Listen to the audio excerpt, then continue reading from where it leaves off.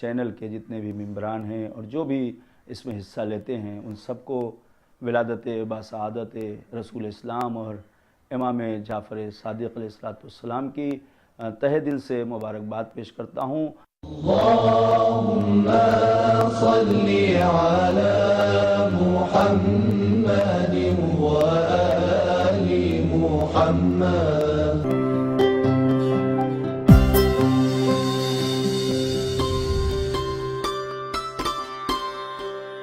جملہ ایمان T V کے ناظرین کی خدمت میں ولادت باسعادت پیغمبر اکرم اور ہفتہ وحدت کی مبارکباد پیش ہے۔ سب مل کر جشن منائے پیغمبر اکرم کا۔ اللہم صلی علی محمد و آل محمد۔ مسالے حکیم مسالے، مسالے حکیم مسالے، قورمہ پایا شامی کباب نہری کی شان بڑھا لے۔ مسالے حکیم مسالے، مسالے حکیم مسالے، زباں سے دل میں اتر جائے، ساس ہو یا پتی سبھی کو مغلائی کھانا کھلائے۔ حکیم مسالے آج ہی گھر لے آئیں۔ جی ہاں، حکیم مسالہ بھارت کا پہلا مغلائی کھانوں کا مسالہ۔ اب مغلائی کھانا گھر میں بنانا بالکل آسان۔ حکیم مسالے، نوابوں کی پسند۔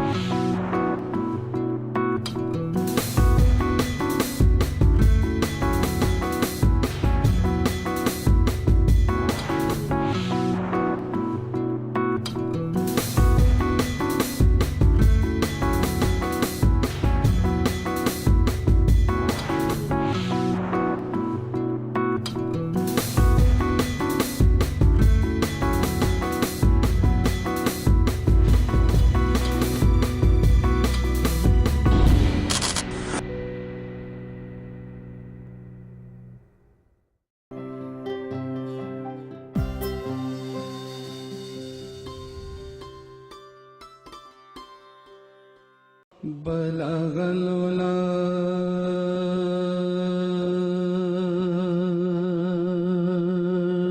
بکمالہ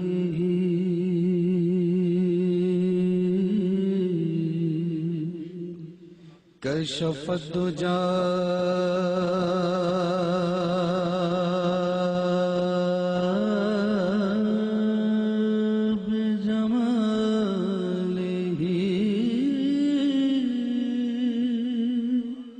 حسنت جمیع خصالہ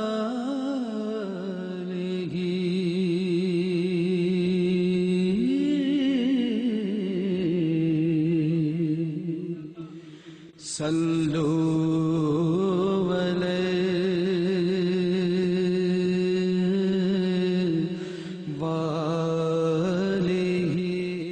السلام علیکم ناظرین کرام، میں ظہیر حسن آپ حضرات کی خدمت میں پھر سے حاضر ہوا ہوں۔ سب سے پہلے میں آپ حضرات کی خدمت میں حضور اکرم حضرت محمد مصطفیٰ صلی اللہ علیہ وآلہ وسلم کی ولادت بسعادت کی مبارکباد پیش کرتا ہوں۔ اللہم صلی علی محمد و آل محمد۔ جیسا کہ آپ حضرات جانتے ہیں کہ ہم آپ حضرات کے سامنے جشن ہفتہ وحدت پیش کر رہے ہیں، اور اس سلسلے میں میں آپ حضرات کے سامنے کل بھی کچھ بیانات آپ حضرات کے سامنے پیش کیے تھے۔ آج پھر آپ حضرات کی خدمت میں حاضر ہوئے ہیں۔ سب سے پہلے تو آپ حضرات کو آج کہ ہمارے خصوصی مہمان حجت الاسلام والمسلمین عالی جناب مولانا حسن قراری صاحب سے انٹروڈکشن کرانا چاہتا ہوں۔ مولانا آج ہمارے ساتھ اسٹوڈیو میں موجود ہیں، جو آج کے ہمارے خاص مہمان ہیں، اور اس جشن وحدت، ہفتہ وحدت کے سلسلے میں کل آپ حضرات کے سامنے مولانا احسان حیدر جوادی صاحب نے کچھ باتیں پیش کی۔ آج اسی کو کنٹینیو کرتے ہوئے، اسی کو جاری رکھتے ہوئے پھر سے اسی جشن کو منانا ہے۔ آج ہم آپ حضرات کی خدمت میں، آپ حضرات کے سامنے کچھ اور اس ہفتہ وحدت کے سلسلے میں پوائنٹس کور کریں گے، کچھ نکات کور کریں گے۔ پہلی چیز تو اس میں یہ رہے گی کہ اس جشن ہفتہ وحدت کے سلسلے میں جو ہم سیلیبریٹ کر رہے ہیں، منا رہے ہیں، آیا اسلام اور رسول اکرم حضرت محمد مصطفیٰ صلی اللہ علیہ وآلہ وسلم نے بھی اس کے سلسلے میں کچھ اقدام کیے ہیں، ان کے تصورات کیا ہیں، ان کے عملی اقدام کیا رہے ہیں، اور اس ہفتہ وحدت کے فوائد کیا ہیں، اور ان ایام میں، یعنی یہ ایام جو جشن حضور اکرم حضرت محمد مصطفیٰ صلی اللہ علیہ وآلہ وسلم میں چل رہے ہیں، اس سلسلے میں ہماری ذمہ داری کیا ہے۔ تو آئیے ہم ناظرین کرام سب سے پہلے مولانا حجت الاسلام عالی جناب حسنین کرانوی صاحب سے اپنا پہلا سوال کرتے ہیں کہ مولانا، یہ جو ہفتہ وحدت کا کانسیپٹ آیت اللہ خمینی رحمۃ اللہ علیہ کی طرف سے تمام عالم اسلام کو دیا گیا ہے، اس سلسلے میں اسلام کا اور ہمارے نبی حضرت محمد مصطفیٰ صلی اللہ علیہ وآلہ وسلم کا کیا تصور ہے، کیا نظریہ ہے؟ بسم اللہ الرحمن الرحیم، الحمدللہ رب العالمین والصلاة والسلام علی رسولہ الکریم وآلہ الطیبین الطاہرین المعصومین۔ دیکھیں، خداوند عالم نے قرآن کے ذریعے سے اور پیغمبر اسلام صلی اللہ علیہ وآلہ وسلم نے احادیث کے ذریعے سے ہماری رہنمائی کی ہے۔ جیسا کہ قرآن میں سورہ آل عمران کی آیت ہے، وَاعْتَصِمُوا بِحَبْلِ اللَّهِ جَمِيعًا وَلَا تَفَرَّقُوا، کہ تم سب مل کر کے اللہ کی رسی کو مضبوط تھام لو اور آپس میں تفرقہ نہ کرو، آپس میں اختلاف نہ کرو۔ تو قرآن کے اس نظریے سے ہٹ کے بھی تفرقہ کسی بھی مذہب کے اعتبار سے، کسی بھی مسلک اور کسی بھی مکتب فکر کے اعتبار سے قابل قبول چیز نہیں ہے۔ اتحاد، وحدت، ہم آہنگی، الفت، اخوت، یہ وہ تمام واجہ ہیں اور مترادفات ہیں کہ جو انسان کی طبیعت سے ہم آہنگ ہیں۔ لہذا جہاں تک قرآن کا تصور ہے، قرآن اپنے مخاطبین کو، جو بھی قرآن پڑھنے والے ہیں، یعنی وَاعْتَصِمُوا کے ذریعے سے کہ ایک رسی کو پکڑ لو اور تھام لو۔ اس کا مطلب یہ ہے کہ اگرچہ مکتب کے اعتبار سے تم مختلف ہو، یا ذہن کے اعتبار سے، یا فکر کے اعتبار سے تم ایک دوسرے سے الگ ہو، لیکن اسلام کے رشتے میں جب ہم نے تم کو پرو دیا ہے تو اب تم ایک تسبیح کے دانے ہو، لہذا ایک تسبیح کے دانے کے اعتبار سے اپنے اندر ایک ہم آہنگی پیدا کرو دوسرے کے تعلق سے۔ تو ایک حبل جو حبل متین ہے، حبل اللہ المتین ہے، اس کو اگر ہم سب مل کر کے تھامیں گے اور تفریقہ نہیں کریں گے تو یہ اسلام کا ایک تصور وحدت ہے اور تصور اتحاد ہے کہ جو ہمارے ذریعے سے عمل میں آ رہا ہے۔ اسی کے ساتھ ساتھ سرکار ختمی مرتبت حضرت محمد مصطفیٰ صلی اللہ علیہ وآلہ وسلم ارشاد فرماتے ہیں، یا ایہا الناس علیکم بالجماعہ و ایاکم والفرقہ۔ فرماتے ہیں، یعنی یہاں پہ مسلمانوں سے خطاب نہیں ہے، یہاں پر مومن، متقی، پرہیزگار افراد سے خطاب نہیں ہے کہ لوگ کہیں کہ بھئی یہ سرکار کا خطاب جو ہے وہ کسی ایک خاص مسلک، ایک خاص مذہب سے ہے، نہیں، ایہا الناس یہ ایک عام چیز ہے، یعنی سب سے خطاب ہے، یعنی جہاں تک بھی انسانیت کا تعلق ہے سرکار کا پیغام وہاں تک ہے۔ فرماتے ہیں کہ تم لوگوں کے لیے لازم ہے کہ ایک ساتھ رہو، جماعت کے ساتھ رہو، ایک دوسرے کے ساتھ ہم آہنگی کرو، ایک دوسرے کے ساتھ تعاون کرو۔ اس کے بعد فرماتے ہیں وَإِيَّاكُمْ وَالْفُرْقَةِ، کہیں ایسا نہ ہو کہ تم تفریقے میں بڑھ جاؤ یا فرقوں میں تقسیم ہو جاؤ۔ تو ظاہر سی بات ہے کہ کم سے کم اسلام کا جو نظریہ ہے وہ یہ ہے کہ ایک جماعت، ایک ہم آہنگی، ایک اخوت، مثلا آپس میں محبت، عطوفت، یہ تمام وہ چیزیں ہیں جو مسلمانوں سے اور خاص کر انسانوں سے مطالبہ کی گئی ہیں۔ لہٰذا اگر ہم واقعاً مسلمان ہیں تو قرآن کے پیغام کی بنیاد پر اور سرکار کے ارشاد کی بنیاد کے اوپر ہمیں فرقوں میں تقسیم نہ ہو کر کے ایک حبل اللہ المتین کو اپنے ہاتھوں سے پکڑ لینا چاہیے اور جدا جدا نہیں ہونا چاہیے۔ اچھا، تو اس سلسلے میں کیا حضور اکرم حضرت محمد مصطفیٰ صلی اللہ علیہ وآلہ وسلم نے اپنی زندگی میں بھی کوئی ایسا کارنامہ لوگوں کے سامنے پیش کیا یا کوئی عملی اقدام پیش کیا کہ جس سے ہم کو یہ بات سمجھ میں آ سکے کہ بھئی حضور اس چیز کے سلسلے میں تاکید کر رہے ہیں؟ دیکھیں، جہاں تک قول کی بات ہے، ہم نے قول آپ کے سامنے پیش کر دیا اور قرآن کی آیت بھی ہم نے وتھ ریفرنس کہ 103 نمبر آل عمران کی آیت ہے، اور حضور کا جو ارشاد ہے وہ میزان الحکمت کے حوالے سے میں نے آپ کی خدمت پیش کیا۔ عملی اعتبار سے اگر دیکھا جائے تو جہاں تک عقل کا تقاضا یہ ہے کہ مثلا جدا ہونا ایک بری علامت ہے اور آپس میں اتحاد اور وحدت ایک اچھی چیز ہے، اس سے قطع نظر ہم نے حضور کو دیکھا ہے کہ انہوں نے نہ صرف اتحاد کے اوپر زور دیا ہے بلکہ اتحاد کے عملی پہلو کو اس سے آگے بڑھ کر کے پیش کیا ہے، اور اس کی واضح مثال ہے عقد اخوت۔ بے شک آپ اگر تاریخ اسلام پڑھیں گے تو تاریخ اسلام میں سرکار کی زندگی میں ایک نئی چیز ملتی ہے، وہ مسلمانوں کو آپس میں ایک دوسرے کا بھائی قرار دینا۔ بھائی قرار دینے کا مطلب یہ ہے کہ یہ آپس میں رشتہ دار ہیں، آپس میں بھائی ہیں، آپس میں دوست ہیں، لیکن اسلامی رشتے سے بھائی ہونا یہ ایک دوسرے کے لیے کچھ ذمہ داریاں لاتا ہے، رسپانسبلٹی لاتا ہے، اور ایک دوسرے کے تعلق سے ذمہ دار بناتا ہے۔ چنانچہ آپ دیکھیں کہ سرکار نے 2 مرتبہ مسلمانوں کے درمیان میں رشتہ اخوت قائم کیا۔ اس کا مطلب کیا ہے کہ حضور صرف زبانی طور پر اتحاد کے قائل نہیں ہیں بلکہ اتحاد سے بالاتر بھائی چارگی کے قائل ہیں، اس لیے کہ اتحاد کا مطلب بعض اوقات یہ بھی ہوتا ہے کہ اختلاف نہیں ہے۔ مثال کے طور پہ ایک آدمی جس سے ہماری جان پہچان نہیں ہے، اس سے اختلاف بھی نہیں ہے، اختلاف نہ ہونا خود ایک اتحاد کی دلیل ہے، لیکن بھائی چارگی جو ہے وہ اتحاد کی عظیم معراج ہے۔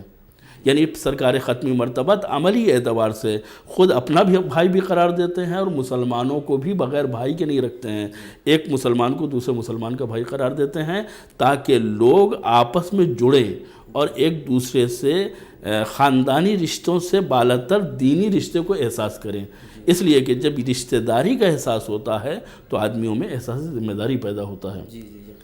تو ایک دفعہ نہیں بلکہ 2 مرتبہ آپ نے اخوت کے رشتے کو قائم کیا، جو اس بات کی علامت ہے کہ سرکار صرف اتحاد پر راضی نہیں ہے بلکہ اتحاد سے بالاتر بھائی چارگی کو ہم سے دیکھنا چاہتے ہیں۔ یعنی کہ ایک دوسرے کے بھائی ہو جائیں، اتنی محبت آپس میں پیدا ہو جائے گی جس طرح سے ایک بھائی کی دوسرے بھائی کے دل میں محبت ہوتی ہے۔ یقیناً۔ اچھا، تو یہ جو آپ نے بتایا کہ 2 مقام کے اوپر حضور نے ایک دوسرے کے درمیان عقد اخوت پڑھوایا، تو یہ کس وقت مطلب یہ واقعہ پیش آیا تھا؟ ظاہر سی بات دیکھیں، یعنی مثلا یعنی حضور نے جب کیا نام ہے یعنی اسلام کا قانون آگے بڑھا ہے اور اسلام کا پیغام جو ہے وہ ترقی پذیر ہوا ہے، اور ایک دفعہ ہجرت سے پہلے کی بات ہے اور ایک دفعہ ہجرت کے بعد کی چیز ہے۔ ظاہر سی بات ہے کہ ہجرت کے بعد جس کو کہتے ہیں کہ مسلمان جب مدینے پہنچتا ہے تو مدینے میں وہ مسافر ہوتا ہے، یعنی اس کے پاس کچھ نہیں ہے۔ اچھا، اپنی جائیداد، اپنا مثلا باغ، اپنا مثلا گھر، یہ چھوڑ کر کے مکے سے بغیر کسی خبر کے اور بغیر کسی اطلاع کے یہ آیا ہے تو اس کے پاس کوئی چیز نہیں ہے، مدینے میں مسافر کی زندگی گزار رہا ہے۔ اب یہاں پہ بھائی چارگی کا جو پیغام پیغمبر نے دیا ہے اس میں اس چیز کو مد نظر رکھا ہے کہ ایک آنے والے مہاجر کو ایک مدینے میں رہنے والے انصار کا بھائی قرار دیا ہے۔ اب ظاہر سی بات ہے یہ صرف بھائی قرار نہیں دیا ہے، بھائی قرار دینے کا مطلب یہ ہے کہ جس کا بھائی بنایا ہے آنے والے مہمان کو، وہ اس میزبان کے یہاں باقاعدہ اس کے معاملات میں شریک ہے، اور بعض اوقات لوگوں کے اوپر اس کا اتنا اثر ہوا ہے کہ انہوں نے اپنی آدھی جائیداد، اپنا آدھا بزنس، اپنا آدھا سرمایہ، اپنا بجٹ اپنے بھائی کے حوالے کر دیا۔ یعنی یہ اسلام کی تاریخ کا وہ روشن باب ہے کہ جس کی مثال کائنات عالم و آدم میں کہیں ملتی ہی نہیں ہے۔ ورنہ آپ دیکھیں کہ آج اگر ایک باپ اس دنیا سے چلا جاتا ہے اور اس کے چند بچے ہوتے ہیں، چند بیٹے ہوتے ہیں، بیٹیاں ہوتی ہیں، تو بعض اوقات یہ محسوس کیا جاتا ہے کہ کوئی بیٹا یا کوئی بیٹی یہ چاہتی ہے کہ دوسروں کو کچھ نہ ملے اور سب کچھ ہمیں مل جائے. لیکن اسلامی اخوت اور اسلامی رشتے اور اسلامی دیانت کی بنیاد کے اوپر آدمی کے اندر اتنا ایثار اور قربانی پیدا ہو جاتا ہے کہ مثلا وہ آدمی کہ جس کو 4 دن پہلے ہم پہچانتے تک نہیں تھے، جس سے ہم واقف بھی نہیں تھے، جس سے ہماری کوئی رشتہ داری نہیں ہے اور جس سے ہمارا کوئی خاندانی تعلق بھی نہیں ہے، ہم اس کو اپنی جائیداد میں اور اپنے سرمایے میں برابر کا شریک قرار دیتے ہیں. شاید کائنات کے کسی بھی دین میں اس کی مثال ہم کو نہیں ملتی ہے. سرکار نے ہمیں اخوت کے ذریعے سے آپس میں اتنا جوڑا اور یہ پیغام دیا کہ ہم اپنی زندگی میں لوگوں کو اتنا جوڑ کے جا رہے ہیں، اب ہمارے بعد تمہاری کیا ذمہ داری ہے اس کو محسوس کرو. میرے خیال سے شاید دشمن نے اس چیز کو محسوس کر لیا اور ہم سے زیادہ وہ اس چیز سے آشنا ہے، واقف ہے کہ ان کا دین، ان کا مذہب، ان کا رسول اس بات کی تاکید کر رہا ہے کہ آپس میں میل محبت سے رہو. تو شاید وہ پوری کوشش کر رہا ہے کہ ہم لوگوں کے درمیان باقاعدہ طور پر اختلاف پیدا ہو جائے. اور جیسے کہ آج آپ دیکھتے ہوں گے کہ الگ الگ مقامات کے اوپر آپس میں اختلاف ہو رہا ہے، لڑائی جھگڑا ہو رہا ہے. تو اس سلسلے میں آپ کیا کہنا چاہتے ہیں کہ دشمن کی جو آج کوشش ہے کہ آپس میں اختلاف مسلمانوں کے درمیان؟ یعنی قبل اس کے میں اس کا جواب دوں، یہ عرض کرنا چاہتا ہوں کہ دشمن نے ہمارے اس پوائنٹ سے فائدہ اٹھایا ہے. جی، یعنی وہ اتحاد اور وہ وحدت اسلامی جس کا تصور اسلام میں پایا جاتا ہے اس کو دشمن نے اپنا لیا. یعنی وہ یہودی، وہ عیسائی اور وہ کفار و مشرکین کی جن کا آپس میں کوئی تال میل نہیں ہے، وہ مسلمانوں کے مقابلے میں خود متحد ہو گئے ہیں. اس کا مطلب یہ ہے کہ جہاں پر مشترکات نہیں تھے، اختلافات تھے، وہ اپنے اختلافات کو صرف اس لیے بھول گئے کہ مسلمانوں سے مقابلہ کرنا ہے. لیکن ہم کو جو اول سے آخر تک اتحاد کا پیغام دیا گیا، وحدت کا پیغام دیا گیا، ہم اتحاد کے بجائے ان مختلفات کو لے کے بیٹھ گئے کہ جن کی بنیاد کے اوپر ہمارے یہاں فرقے کریٹ ہوئے ہیں. اگر آپ غور سے دیکھیں گے تو ہمارے یہاں مشترکات بہت زیادہ ہیں. خدا کی وحدانیت، رسول کی نبوت اور رسالت، قرآن کا شریعت ہونا، اسلام اور دین کا آخری قانون ہونا، اصول دین کا آپس میں مشترک ہونا، فروع دین کا آپس میں مشترک ہونا، یعنی ساری چیزیں ہماری مشترک ہیں. صرف چند مختصر سے پوائنٹ ہیں جن میں ہو سکتا ہے کہ ہمارے نظریات ہمارے دوسرے اسلامی بھائیوں سے کچھ الگ ہوں. اس میں بھی بہرحال کچھ نہ کچھ مفاہمت پائی جاتی ہے. لیکن ان جزیات کو لوگوں نے ہائی لائٹ کر کے اختلافات میں اضافہ کر دیا اور وہ مشترکات کے جو ہمارے اور ان کے درمیان میں اتحاد اور اخوت کا نقطہ بن سکتے تھے، ہم اس کو فراموش کر گئے ہیں. لہذا ہونا یہ چاہیے تھا کہ سرکار ختمی مرتبت کے ایک پیروکار اگر ہم ہیں اور اسلام کے ماننے والے ہیں تو ہم اسلام کے قانون کو لیں اور حضور کے ارشادات کی بنیاد کے اوپر اپنے درمیان میں وحدت اور اتحاد پیدا کریں، نہ کہ دشمنوں کے سازشوں اور ان کے منصوبوں کو بروئے کار لانے میں لگ جائیں. جی، تو بہرحال بات واضح ہو گئی ہے کہ دشمن باقاعدہ طور کے اوپر کوشش کر رہا ہے کہ جو بھی ہمارے درمیان پوائنٹس اختلاف کے ہیں ان کو لے کر کے اس سے فائدہ اٹھائے. لیکن یہ بتائیے آپ اس سلسلے میں کہ کیا اگر ہم آج یعنی کہ تمام مسلمان ایک ہی پلیٹ فارم پر آ جائیں اور ایک ہو جائے، متحد ہو جائے، یونائٹڈ ہو جائے، تو کیا آپ کی نگاہ میں اس کے کچھ فوائد نظر آتے ہیں کہ اس کے فائدے کیا ہوں گے؟ دیکھیں، اسلام نے پوری کوشش کی ہے ہم کو اکٹھا کرنے کی. چنانچہ آپ دیکھیں عبادات، مثلا ایک آدمی اگر گھر میں 2 رکعت نماز پڑھتا ہے تو اس کی نماز ہو جائے گی، لیکن مسجد میں بلا کر کے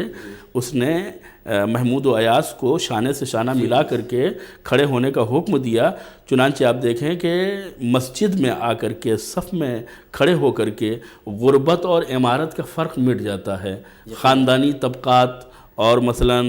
اقتصادی جو مثلا آپس میں طبقہ بندی ہے، اس کے فرق جو ہیں وہ بھی ختم ہو جاتے ہیں. تو ایک قسم کا یہ ایک اتحاد ہے جو محلے کی سطح پر یا شہر کی سطح کے اوپر ہمارے یہاں 5 وقت کی نمازوں میں دکھائی دیتا ہے. خانہ کعبہ میں خداوند عالم نے عمر میں 1 مرتبہ استطاعت کی شرط کے ساتھ ہمیں حج کے لیے بلایا اور ہم جاتے ہیں اور ایک ہی دن سارے وہ اعمال انجام دیتے ہیں، ایک ہی ساتھ وہ سارے اعمال انجام دیتے ہیں. ظاہر سی بات ہے کہ اگر صرف خانہ کعبہ کا طواف مقصد ہوتا تو کسی بھی وقت ہم جا کر کے خانہ کعبہ کا طواف کرتے اور ثواب لے کر کے چلے آتے، لیکن ایک خاص وقت، خاص مہینہ اور خاص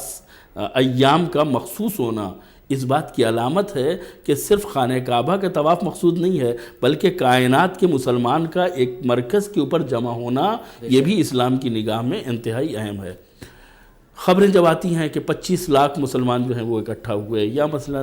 30 ملین جو ہیں مسلمان اکٹھا ہوئے، یا 40 ملین، ظاہر سی بات ہے کہ یہ اکٹھا ہونا یہ اسلام کی ایک عزت اور عظمت کا سبب بنتا ہے۔ یعنی لوگوں کی آنکھوں میں یہ مجمع آتا ہے کہ ٹھاٹھے مارتا ہوا ایک سفید سمندر ہے جو مثلا موجیں مار رہا ہے، اور لوگ جو ہیں وہ مناسک حج انجام دے رہے ہیں، منی جا رہے ہیں، عرفات جا رہے ہیں، دعائیں کر رہے ہیں، جبل نور، جبل رحمت سے اپنی مرادیں جو ہیں وہ حاصل کر رہے ہیں۔ تو اس سے یہ اندازہ ہوتا ہے کہ واقعی مسلمان جو ہے وہ کتنی تعداد میں ہے۔ ظاہر سی بات ہے کہ سارے مسلمان تو نہیں آئے ہیں پوری دنیا کے، اور نہ پوری دنیا کے مسلمان آ سکتے ہیں، یعنی یہ مسلمانوں کا ایک نمائندہ مجمع ہے جو خانہ کعبہ میں حج بیت اللہ کے لیے اکٹھا ہوا ہے۔ تو جب ایک کریم یہ آیا ہوا ہے اور مختصر نمائندگی اتنی عظیم الشان ہے، تو خود مسلمان کی اپنی کیا حیثیت ہوگی، جہاں جہاں یہ ہوں گے وہاں ان کی عظمت کیا ہوگی۔ لہذا دشمن جو ہے اس سے خوفزدہ ہوتا ہے، اس سے اسے پریشانی ہوتی ہے، تو وہی چاہتا ہے کہ وہ فرقوں کے آپس کے وہ مسائل کے جو بنیادی طور پر مثلا اختلاف والے ہیں، یا مثلا کسی بنیاد کے اوپر ایک دوسرے کی دل آزاری کے سبب ہیں، ان کو پوائنٹ آؤٹ کر کے آپس میں ایک رسہ کشی پیدا کرے، ایک آپس میں مثلا قاچاقی یعنی جس کو کہتے ہیں ناچاقی پیدا کرے، اور اس ٹائپ کے ذہن بنا دے کہ ان سے ہمارا کوئی تعلق نہیں ہے اور ان کا ہم سے کوئی تعلق نہیں ہے، ایک خود غرضی کا ماحول پیدا کرے۔ ورنہ اگر دیکھا جائے تو سرکار ختم مرتبت حضرت محمد مصطفیٰ صلی اللہ علیہ وآلہ وسلم فرماتے ہیں کہ جو شخص صبح کرے اس حال میں کہ اسے دوسرے مسلمانوں کی فکر نہ ہو تو وہ مسلمان نہیں ہے۔ مسلمان بنتا ہے ایک کلمے کے ذریعے سے، لا الہ الا اللہ محمد رسول اللہ۔ یہ سمندر پار، 7 سمندر پار بھی اگر کوئی مسلمان ہے تو وہ مسلمان ہے، اور اگر ہم اس کی فکر کر سکتے ہیں اور اس کی فکر نہ کریں اور اس کی بہی خواہ نہ ہوں، اس کے خیر خواہ نہ ہوں، تو پیغمبر فرماتے ہیں فلیس بمسلم، یہ مسلمان نہیں ہے۔ اس کا مطلب یہ ہے کہ ہمیں اپنے گھر میں، اپنے وطن میں اس مسلمان کے بارے میں سوچنے کا حکم دیا جا رہا ہے جس کے بارے میں ہم کچھ نہیں جانتے ہیں۔ تو جب ایک اجنبی مسلمان کے بارے میں ہماری یہ ذمہ داری ہے کہ ہم اس کی خیر خواہی کریں، تو جو ہمارا پڑوسی ہے، جو ہمارا بھائی ہے، جو ہمارا خاندان والا ہے، جو ہمارے شہر میں مقیم ہے، اس مسلمان کی ذمہ داری پڑوسی ہونے کے اعتبار سے، مسلمان ہونے کے اعتبار سے، انسان ہونے کے اعتبار سے، دیندار ہونے کے اعتبار